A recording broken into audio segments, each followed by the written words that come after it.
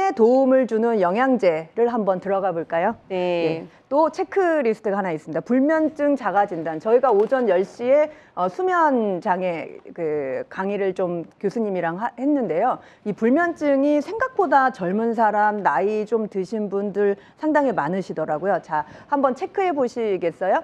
잘 때 미열이나 숨이 답답한 것을 느낄 때가 있다. 찻소리나 텔레비전, 라디오 소리에 신경이 쓰인다. 잠들 때까지 30분 이상 걸리는 때가 많다. 이건 30분이 아니고 한두 시간 이상 걸리는 분 상당히 많다고 네, 하던데. 많죠. 생각에 스위치를 못 끈다 이렇게 말을 하잖아요. 네. 예, 숙면을 취하지 못하고 밤중에 한 번쯤 잠이 깬다. 네, 잠이 깨고 다시 잠을 못 자는 경우가 많은데 항상 꿈을 기억한다. 잠에서 깨면 머리가 무겁고 나른하다. 건망증이 심하고 계산이 잘 틀린다. 너무 본인 얘기 같으셔서 지금 웃으신 거예요. 네, 잘 틀려요. 네. 평소 기분이 우울해서 만사가 귀찮다. 이건 아니시고, 네. 네, 지나간 일에 대해 연연해 한다. 네. 네, 여기서 제가 체크를 해봤더니 하나, 둘, 셋, 넷, 5개, 6개네요. 5개면 좋았을 텐데 5개 미만은 심각한 상태는 아니고요. 6개 이상은 의사의 진단을 받으러 병원에 가셔야 된다고 네. 합니다. 자, 그러면 저희가 사실은 수면에 대한 부분 되게 중요하게 생각하고 있어서 저희가 만든 서비스 중에 수면 챌린지가 있어요. 거기에는 이제 만성 수면 부족, 그다음에 수면 장애, 생활 습관형 불면증, 그다음에 1차성 그 불면증 이런 유형으로 분류를 해서 그분들한테 맞는 챌린지를 드리고 한 달 생활 습관을 바꾸도록 하는 그런 챌린지가 있습니다. 그래서 이제 한번 사이트에 들어오셔서 이제 불면증을 극복하기 위한 여러 가지 챌린지를 해보면 좋을 것 같습니다. 자, 불면증 자가 진단 이렇게 나왔는데요. 여기에는 또 어떤 이제 비타민 B나 칼슘 이런 네. 것들을 먹어야 된다고. 네, 그러니까 보통은 이 불면증이 어렸을 때는 잘 오지가 않아요. 좀 나이가 들면서 호르몬의 불균형이 오고 또 한때 유행했던 드럭 먹어라고 해서 그 약을 먹으면 만성질환, 고혈압, 고지혈증, 당뇨 이런 약을 먹으면 비타민 B가 고갈된다 이런 얘기들이 있었어요. 그래서 실제적으로 뭐 과학적인 에비던스가 있냐 없냐 갑론을박이 있지만 그래도 제가 비타민을 줘봤을 때 굉장히 효과가 있었습니다. 예를 들면 뭐 고혈압약, 당뇨약, 고지혈증약 이런 식의 만성질환약을 장기적으로 복용하게 되면 몸에서 특정 비타민들이 고갈이 된다고 해요. 그래서 그런 것들을 보충을 해주면 수면도 잘 이루어지고 그리고 신경 예민한 것도 좀 괜찮아지고 한다는데 제가 실제 약국에서 많은 임상을 해봤더니 그 이론이 맞다 이런 생각을 저는 하는데요. 그럴 때 이제 많이 주로 권하는 것이 비타민 B군 복합제. 네, 그래서 비타민 B5, 뭐 판토텐산 이런 것들 스트레스 완화에 도움된다고 했는데요.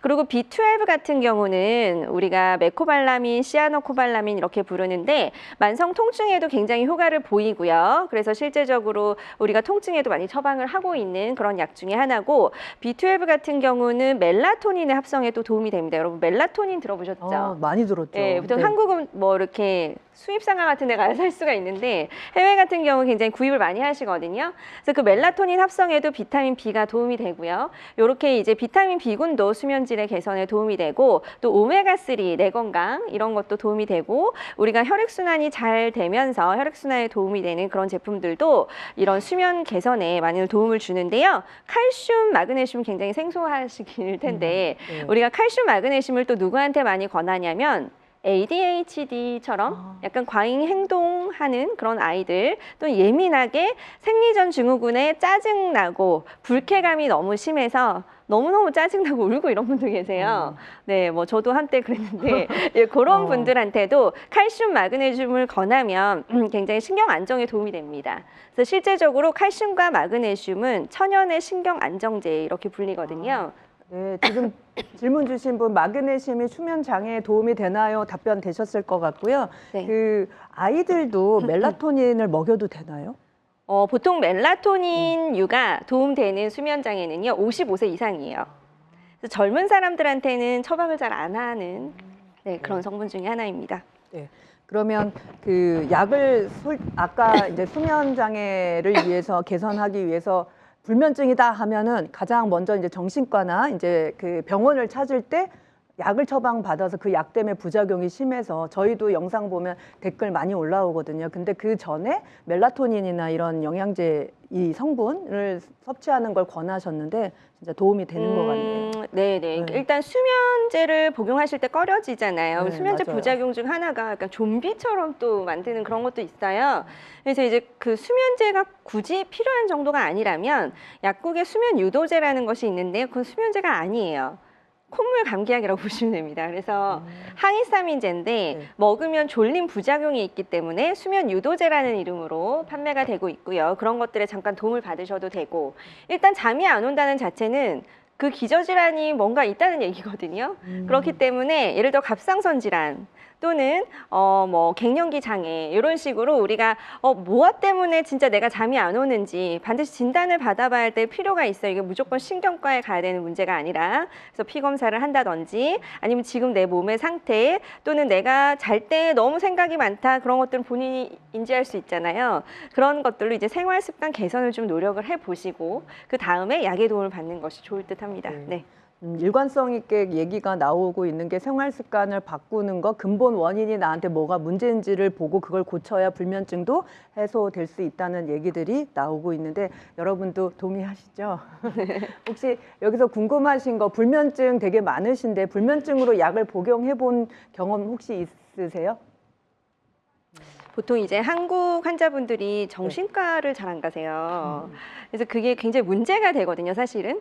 사람이 살면서 누구나 한 번쯤 우울할 수 있고요. 누구나 한 번쯤 걱정 때문에 잠이 안 올 수 있는데 네. 사실 약의 도움을 받으면 너무 간단해요. 여러분들 뭐 기침 날 때 기침약 먹으면 너무 편하잖아요.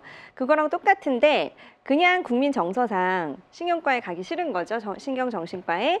그렇지만 이제 너무 힘드시다면 우리가 감기약 지어 먹듯이 그렇게 간단하게 생각하셔도 괜찮습니다. 네. 네. 그리고 장기간 복용하는 것만 아니면 그때 필요한 약은 네, 네. 처방이 도움이 그리고 될 수도 네, 딱히 있는 중독되지 않아요. 네. 네, 그래서 우리가 이제 그런 치료제들은 네. 의사의 처방하에 도움을 받는 것이 좋다. 저는 항상 그렇게 말씀드려요. 네. 네. 그러면 이제 불면증 다음에 이제 조금 연령대가 낮은 분들은 아예 뭐 나는 해당이 안 되겠지라고 생각하실 때 이제 부모님을 생각하시면서 한번 체크를 해보셔도 네. 좋을 것 같습니다. 이제 치매에 대한 얘기입니다. 여기는 문항이 되게 길어요. 20문항이라서 길지만 한번 잠깐 보고 가겠습니다. 치매 증상 첫 번째가 어떤 일이 일어났는지 어떤 일이 언제 일어났는지 기억하지 못할 때가 있다. 며칠 전에 들었던 이야기를 잊는다. 반복되는 일상생활에 변화가 생겼을 때 금방 적응하기 힘들다. 본인에게 중요한 사항을 잊을 때가 있다. 어떤 일을 하고도 잊어버려 다시 반복한 적이 있고 약속을 하고 잊을 때가 지금까지 있다. 다 해당되는 것 같아요. 그러니까 이게 어머님의 문제가 아닌데요. 네. 나의 문제일 네, 수 있는 것 같아요. 제 문제인 것 같은데. 네. 그리고 이야기 도중 방금 자기가 무슨 이야기를 하고 있었는지 잊을 때가 있다. 네, 이야기하고 있을 때 적었는데 뭔가 다른 걸 적고 있는다. 네. 이런 게 있을 수. 네. 그리고 약 먹는 시간을 놓치기도 한다. 이런 분들은 많을 것 같아요. 약 먹는 그렇죠. 시간 어르신들 금방 놓칠 수 있는데 이것도 치매 증상의 항목이네요. 하고 싶은 말이나 표현이 금방 떠오르지 않는다. 그거 걔 있잖아. 그쵸, 뭐 그쵸. 이거죠. 그거, 이게 그거. 물건 이름이 금방 생각나지 않는다. 개인적인 편지나 사무적인 편지를 쓰기 힘들다. 갈수록 말수가 감소되는 경향이 있다. 그래서 경도 인지장애, 치매 이런 걸 극복하기 위해서는 이렇게 책을 읽거나 그렇죠. 손을 많이 사용하고 또 대화를 많이 하고 말을 그러라고 많이 하잖아요. 하고. 네, 네. 신문이나 잡지를 읽을 때 이야기 줄거리를 파악하지 못한다. 책을 읽을 때 같은 문장을 여러 번 읽어야 이해가 된다. 이건 어려운 책을 읽어서 그러신 거 아니에요? 책을 바꿔야 될 것 같아요. 이거 약간. 네. 네. 텔레비전에 나오는 이야기를 따라가기 힘들다. 전에 가본 장소를 기억하지 못한다. 길을 잃거나 헤맨 적이 있다. 계산 능력이 떨어졌다. 돈 관리하는 데 실수 있다. 과거에 쓰던 기구 사용이 서툴러졌다. 네. 뒤쪽은 조금 심각할 수 있는 것 같아요. 네, 네. 앞부분은 조금 일반적일 수 있는데 여기서 한 10개 이상이 나오면 치매 위험성이 조금 있다고 합니다. 근데 이제 아까 한 9번까지 아슬아슬하게 이제 9번까지 체크가 된 걸로 보고 아직 저는 이제 치매 위험성은 없다고 보는데 20문항 중에 여러분들도 보니까 어떠셨어요? 걱정되는 부분이 많으시죠? 어머니를 떠올리시면서 네. 네, 저희가 수면하고 뇌 건강 쪽으로 아까 이제 챌린지 말씀드렸는데 뇌 건강에도 좀 챌린지를 만들어 놓고 있습니다. 그래서 젊은 뇌 이게 치매만이 아니고 집중력 강화나 약간 그 우울증 이런 부분이 심해지면 경도 인지장애나 치매로 넘어간다고 해서 교수님과 같이 젊은 뇌 프로젝트하고 멘탈을 강화시키는 프로젝트 그리고 뇌 활성화시키는 프로젝트로 계속 챌린지를 하면서 뇌를 좀 더 강하게 만드는 그런 챌린지 또 프로그램이 있습니다. 거기 한번 또 시간 되시면 들어와 주시고요. 자, 그럼 치매에 대해서 뇌 건강에 도움이 되는 어떤 성분이 있다면 어떤 게 있을까요? 네, 보통 뇌 건강 이렇게 얘기하면 오메가3 많이 떠올리시는데 그것도 네. 맞고요. 그리고 우리가 일반적으로 구매할 수 있는 그런 성분 중에 들자면 은행잎이 있어요. 아. 은행잎이라면 혈액순환제 아니에요? 맞아요. 이렇게 얘기를 하는데 사실은 이 은행잎 추출물은 기억력 개선에 도움이 됩니다. 그래서 우리가 내일 시험 봐야 되는데 오늘 먹으면 기억력이 좋아지냐? 그렇진 않아요. 그렇지만 계속 꾸준히 복용하시면 기억력이 점점 사실 감퇴될 수밖에 없거든요.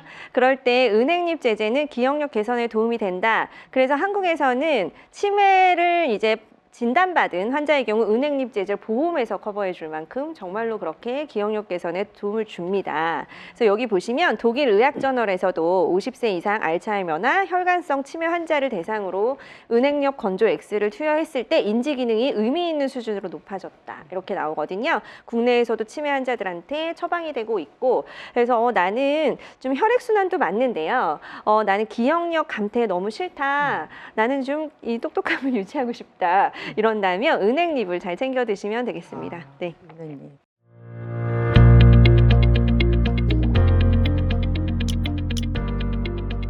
안녕하세요. 건강한 요일의 앨리스 대표 앨리스입니다. 어떻게 건강 관리를 하시나요? 내 건강은 내가 지켜야 합니다. 좋은 생활 습관을 만들어 간다면 아프지 않게 될 수 있습니다. 건강한 습관 만들기를 위해서 저희 앨리스 서비스를 시작합니다. 하루에 잠깐 라이브로 1시간 정도 원데이 코칭 시간을 갖습니다. 명의들을 모시고 건강에 대한 이야기를 하는데요. 나한테 맞는 생활 습관을 만들어 보실 수 있도록 원데이 코칭 준비했습니다. 강의만 듣는 게 아니고 자유롭게 물어보고 따라하고 함께 할 수 있는 시간입니다. 작심 3일 되시는 경험 많이 하셨죠? 자가 설문을 하신 분들께 유형별로 큐레이션된 영상을 한 달에 8번을 드리게 되고요. 영상을 보시고 미션이 생깁니다. 일주일에 3번씩 따라하게 되면 미라클 챌린지가 모여서 여러분들께 정말 미라클한 건강 상태로 만들어줄 수 있습니다. 건강 습관 어렵게 생각하지 마시고요. 재미있게 지속적으로 할 수 있게 여러분들과 같이 할 수 있는 챌린지를 만들겠습니다. 재미있게 하실까요?